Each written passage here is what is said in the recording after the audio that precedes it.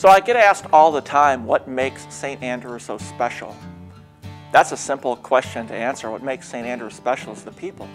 It's the fact that this is a congregation of warm, friendly, hospitable, very welcoming and inclusive people who make people feel instantly comforted and at home here.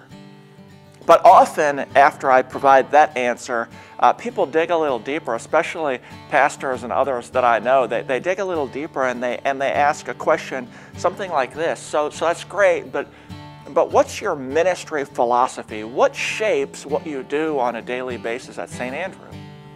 That's a little bit harder question. To answer that, I think there are three key ideas. In this video, we're going to talk through the first of those, and then we'll release some subsequent videos talking about the other two. But for today, let's just talk about the first key thing to understand about the way that we construct ministry as a congregation.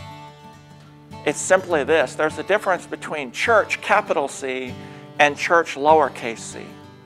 The capital C church is God's people, wherever they are, whatever they're doing, and whoever they're with.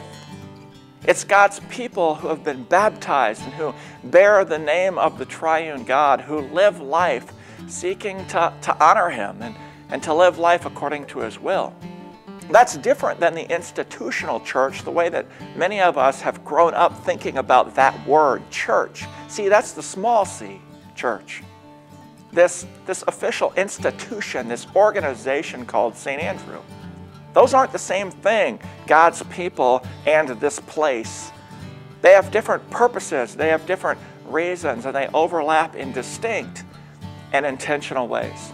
For the next couple sessions, we'll talk about how each of those live out their functions, because those are the other two of the big three pillars. But for now, it's important that you understand those are different things.